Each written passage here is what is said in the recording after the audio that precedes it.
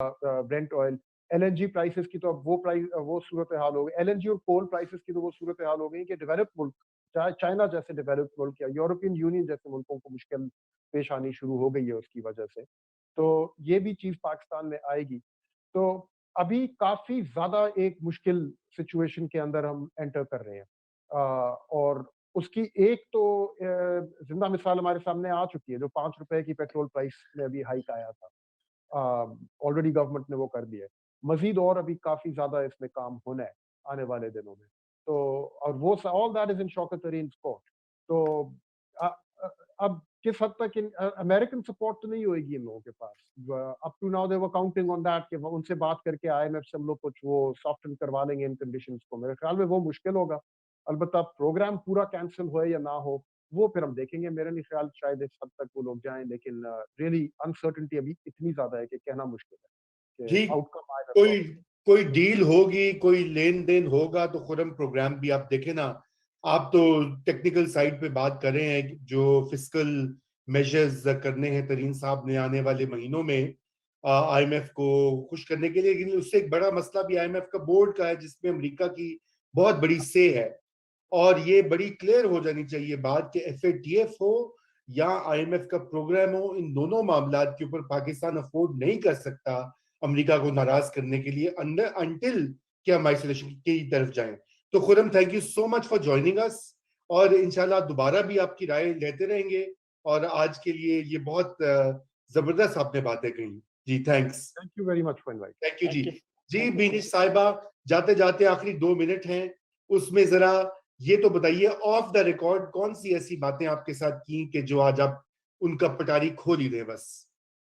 वो यार नहीं खोल सकते, क्यों अपने अपना शो बंद कराना है? पहले ही ऑपोजिशन के इतने मुश्किल हालात चल रहे हैं, पहले ही ऑलरेडी हम लोगों के इतने मुश्किल हालात चल रहे हैं, हर बात पे नोटिस आ जाते हैं।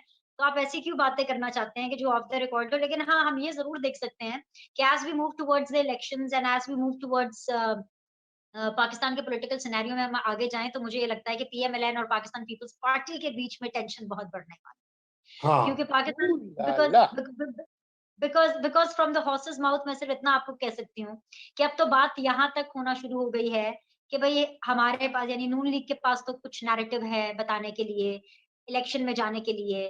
पीपल्स पार्टी का नैरेटिव क्या होगा, पीपल्स पार्टी किस बेस पे जाके वोट मांगेगी? So I can see that वो जो पीडीएम माइनस मरियम और minus Maryam Nawaz and minus Bilawal थी, और वो पीडीएम जो कि मौलाना साहब और शहबाज शरीफ साहब के साथ साथ अब चल रही है, वो भी कुछ करने वाली नहीं है।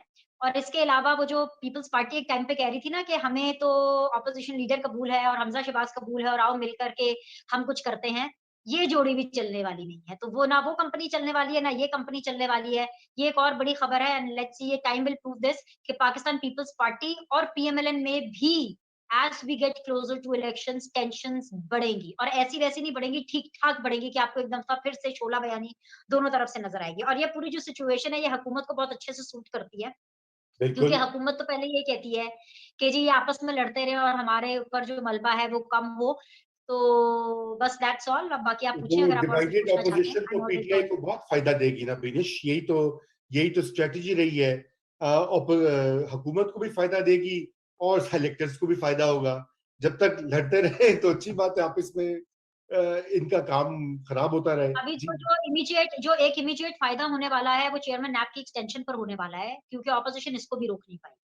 सो द हाँ। पॉइंट इज के हुकूमत का इस टेन्योर में अभी पिछले 3 सालों में जो सबसे बड़ी अचीवमेंट रही है और जो सबसे बड़ा तुर्रा इम्तियाज रहा है, जिसके ऊपर मेरे ख्याल से उनको 21 तोपों की सलामी मिलनी चाहिए, जो जो भी इस हुकूमत को सपोर्ट कर रहा है, बच्चे बच्चे कुछ जितने भी लोग रह गए हैं, वो यही है कि हुकूमत ने इस ऑपोजिशन को दीवार से लगा दिया है, बल्कि दीवार में चुनवा दिया है, क्योंकि ऑपोजिशन कुछ नहीं कर पा। हाँ, कुछ नहीं कर पाई। सोलंकी साहब, आपने सुन ली बीनिश की बात। अब जरा आप इसको सम अप करें। जो बीनिश ने बहुत सारी खबरें खोलकर हमें जो है ना आज अपनी प्रेस कॉन्फ्रेंस और गुफ्तगू से दी हैं, इनको जरा सम अप करें और फिर हम सबसे इजाजत लें, और नाज़रीन से भी। मेरे मेरे ख्याल में जो बिनिश ने बातें की हैं उनको समअप नहीं किया जा सकता। वो बहुत अहम है, अच्छा। वो बहुत अहम है, और उन पर रात भर सोच विचार करने की जरूरत है।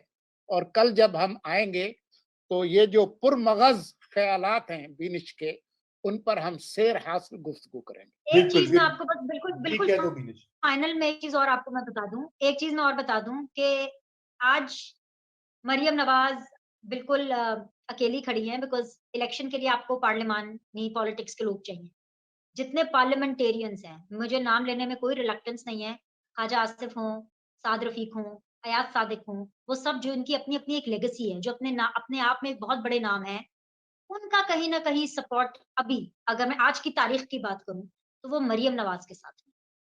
अब आने वाले दिनों में वो कहाँ होगा, कितना खुल करके चीजें सामने आती हैं, तो मेरे पास पीएमएलएन के सपोर्टर्स के लिए भी कोई इतनी अच्छी खबर नहीं है। ये पीएमएलएन के अंदर भी जो बयानिए की जंग है, वो और ज्यादा होगी, ठीक है। लेकिन क्योंकि बट देन अगेन क्योंकि पीटीआई की परफॉर्मेंस इतनी खराब है, तो वोट उनको मिल जाएंगे, वोट बैंक उनका इफेक्ट नहीं करेगा। लेकिन जो नैरेटिव की जंग है ना, पीएमएलएन का सपोर्टर आपको मजीद कंफ्यूज होता हुआ दिखाई देगा। ये इस नोट के ऊपर मेरे ख्याल से यू शुड क्लोज। विनिश, आज भी ये चीज रिपोर्ट हुई कि मरियम ने पार्टी के इजलास में जो डिविजनल लाहौर का था, उसमें कहा कि हमें पीछे नहीं हटना चाहिए, अगर हम पीछे हटेंगे तो ये हमें मजीद धकेलते हुए जाएंगे। ये दुरुस्त है? ये बिल्कुल दुरुस्त है, उन्होंने ये कहा। और साथ में उन्होंने कल जो इजलास हुआ था, उसमें उन्होंने ये भी कहा था कि हम सबको मिलकर नवाज शरीफ के पीछे खड़ा होना चाहिए, क्योंकि अगर हम सब मिलकर नवाज शरीफ के पीछे खड़े होंगे तो फिर हमें कोई नहीं हरा सकता। तो ये आप और मैं बहुत अच्छे से जानते हैं कि वो किसको ये बातें सुना रहे हैं। मुल्की जी सियासत, मुल्की मुफाद या जाती मुफाद, किसके लिए मुल्की मुफाद बड़ा है और जाती मुफाद छोटा है, और किन के लिए जाती मुफाद बड़ा है और मुल्की मुफाद छोटा है, ये हम आप सब बहुत अच्छे तरीके से जानते हैं। जानते हैं। और सोहन वर्दी साहब अगर पैनल में होते तो वो ज्यादा अच्छे बताते हैं कि मुल्की मुफाद कितना बड़ा है और जाती मुफाद कितना छोटा है। इनको तो फिर मजा इनको विनिश बुलाएंगे सोहरवर्दी साहब को भी, क्योंकि ये क्लिप काट कर हम जो है वो मुजम्मिल सोहरवर्दी को भेजेंगे।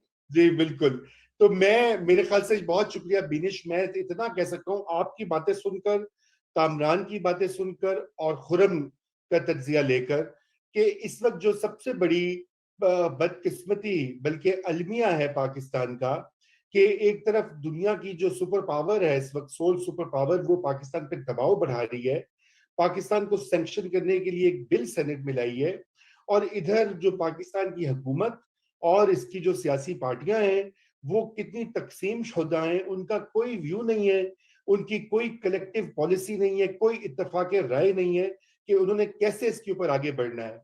मुल्क में महंगाई का अभी खुरम ने बताया कि फिर से बिजली की कीमतें बढ़ेंगी, आईएमएफ का प्रोग्राम लेने के लिए सारी शराइत पूरी करनी पड़ेगी, और गैस की कीमतें बढ़ा दी गई हैं, और गैस की कीमतें बढ़ा दी गई हैं, थैंक यू।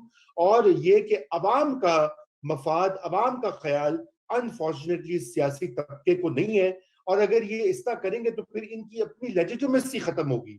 मैं तो सिर्फ इतनी सी बात कहूंगा, और बाकी ये कि ये इस्टेब्लिशमेंट के लिए भी ये सोचने की जरूरत है कि क्या इस स्टेज पे पाकिस्तान को इतना तकसीम शुदा होना चाहिए, या पाकिस्तान में एक आवाज से हमें दुनिया और अपने मुल्क के अंदर जो है चीजें ठीक करने के लिए, आगे बढ़ने के लिए राह तलाश करनी चाहिए। इसी ख्याल के साथ शुक्रिया बीनेश, शुक्रिया सोलंकी साहब, और नाजरीन आपका भी शुक्रिया आपके कमेंट्स का।